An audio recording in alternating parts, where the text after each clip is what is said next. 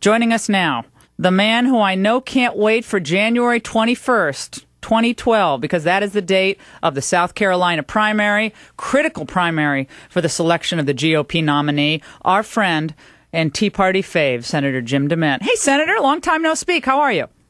Well, I'm doing great. It's good to be back with you. What do you think about the Cain on the abortion issue? Would you ever say it's a choice for a woman and her family and say you're pro-life at the same time? No, I wouldn't say that, but it does remind me that when you talk all day, you're eventually going to say something that gets you in trouble. And I think you said it right. Herman's a businessman more than a politician, and frankly, after being in it more than 10 years myself, I still make that kind of mistake. Whoa, Senator, you know, it might be a Monday.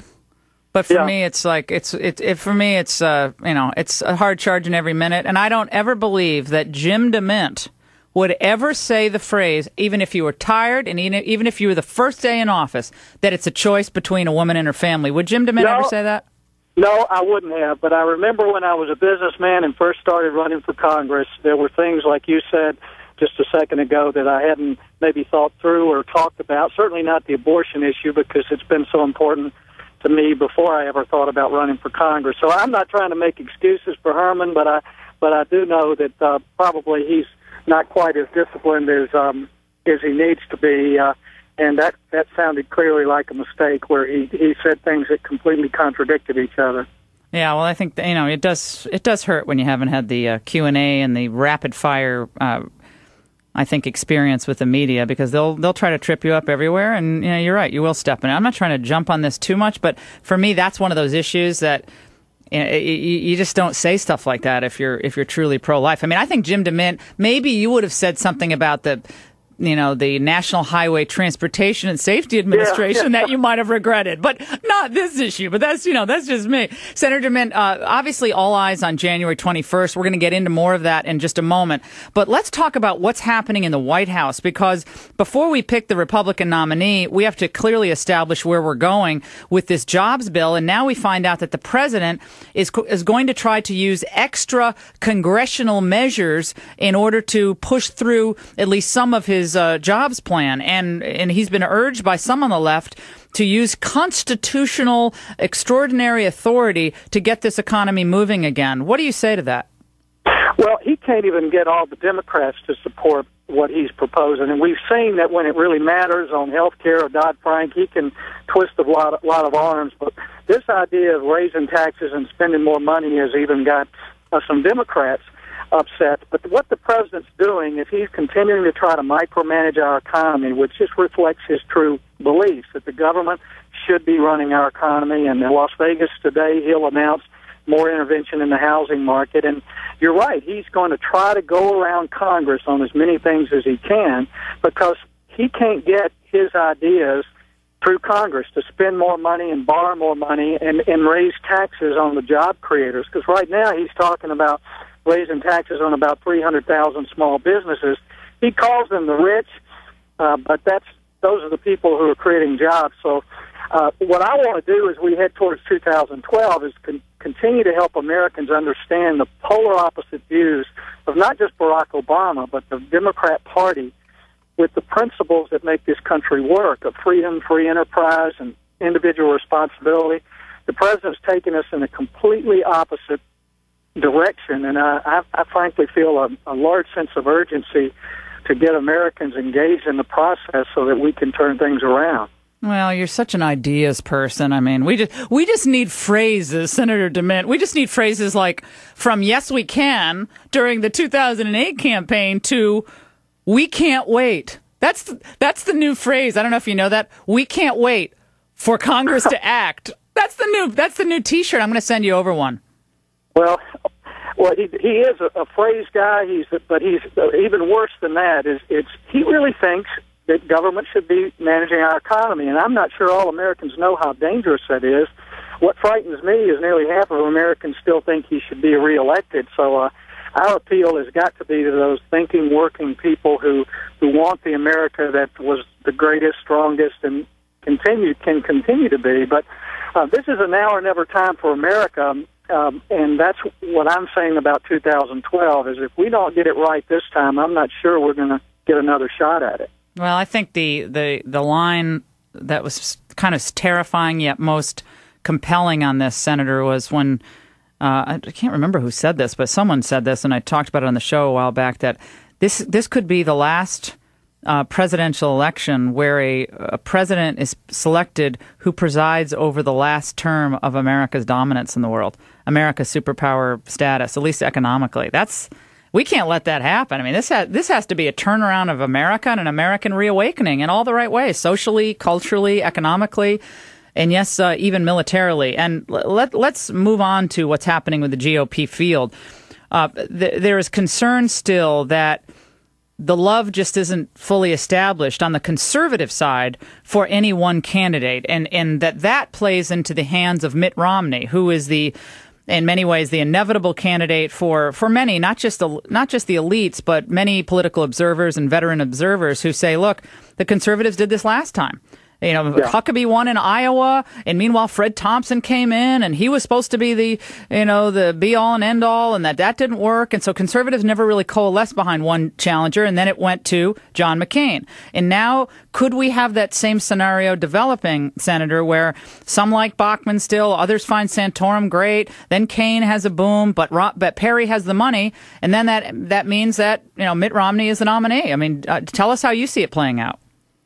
Well, how I see it is anyone in the Republican field is going to be 100% better than what we've got. So the mistake I think we make as Republicans, it is stupid for us to allow the media, liberal media, liberal commentators to conduct our debates. I'm not saying our candidates are perfect. We're not going to find a perfect candidate. But relative to Barack Obama, our candidates, particularly the top 3 or 4 right now, are ready and able to take the job over. So I'm not afraid of any of them being in the White House. But the reason I'm not in it right now is I want to play it out a little more. I'm encouraging conservatives to wait, because these candidates will move our way. If we've got a large block of conservative votes, we need to get some commitments from a lot of them and know where they stand. And the longer this goes, the more we find out about them. And so I think by the time we get to South Carolina, it'll be clearer on who our front runner needs to be. So, but do you think, Senator DeMint, do you think right now that Mitt Romney, given where things are and how they're playing out, the sophistication of preparation, his organization, what do you say to the statement that he is the inevitable nominee? Well, I don't think that's true. I don't think any of them are inevitable at this point, but we've got a number of them who are capable of doing it. And I think there are going to become better candidates as they go along. We just can't let the media define who they are. But that's not the media, though, Senator. I mean, if conservatives do not coalesce around one candidate pretty quickly, I mean, how can it go any other way? That Mitt Romney, who's more of a moderate and he appeals to a lot of independents, I think, and will. But how can it not be that the most conservative person, you could say, doesn't win? That Romney ends up getting it, and I'm not saying that's a bad thing, but I think a lot of people also believe we should select the most conservative candidate possible. If Obama is as weak as he is, why not go for the most conservative candidate? Well, Laura, for me, I want someone who's conservative. Obviously, that's important to me, and they understand the principles. But we also need somebody who has the capability, the skills, the character, the courage. There are a lot of things I'm looking for, and really the political labels, while they're important to me in some ways, I think Reagan had it right. This is really not a matter of right or left. It's a matter of up or down. And conservatives or moderates or independents, I mean, we've got to find a candidate who can not only win the election, but can turn our country around. So I'm not as glued to a particular title, the most conservative. I mean, I've had that title in the Senate, but I'm not really looking for somebody I can define as the most conservative, although obviously I'd like to have everything in one package. But it's important that we get someone who can lead our country, and I think we've got several candidates who could potentially do that. I'm just not ready to pick which one that is. Does it concern you, the LA Times piece today, I guess Rick Perry will be all over this undoubtedly, that There is some medical assistance given to illegal immigrants through the Romney Care bill in Massachusetts. Those kinds of issues obviously are going to be relevant, are they not? As you talk about candidates improving during the primary, is that the type of issue that could hurt Romney? Well, what I want to hear from these candidates is if they've done things in their past, whether it's in business or government, is to go back and say, this is something that I did wrong, I would do right. I've had some bum votes in my life, too, but the important thing is for these candidates to recognize when something's not working or was not based on their real principles. I want to hear them say, not that they're perfect, but they recognize when things they did were mistakes. And I think having programs, any kind of programs that are giving benefits to illegal is a mistake right now. Perry did it in Texas. If Romney Care did it, we just need to point those things out. I don't see that they're necessarily disqualifiers, but if people defend bad policy, then that does become a problem with me. Well, Perry has defended the tuition benefits for illegals, and Romney has defended Romney Care. Yeah, I mean, that is a problem. I mean, I'm not saying they're disqualifiers, but it makes me, start asking questions. And hopefully that all of our candidates will come to address those things that are problems to conservatives as we move closer to the election. And that's what's going to give me some confidence. Not that they're perfect, but they see mistakes that they've made and are willing to say that they made mistakes. As I've said many times, Laura, I'm a recovering earmarker, but I still led the effort to get rid of them. And so sometimes, a repentant sinner is the best evangelist. So I'm not concerned that they've had a perfect record. But if they've done things in the past and they're not willing to say that was a mistake and I would not do it again, then I lose confidence in what they might do in the future. Hey, Senator, is it true? Someone just sent me an email about this. I'm not sure if this is why I love my show. You never know what you're going to get. But is it true that you're dressing up as Freddie Mac and Fannie Mae for Halloween?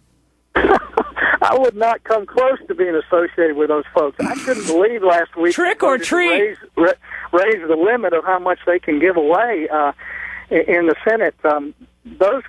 They need to be privatized. The government's controlling our housing industry, and that's why it's not recovering. Nobody has a clue what lenders are going to do because the government so far has become so much a part of the industry.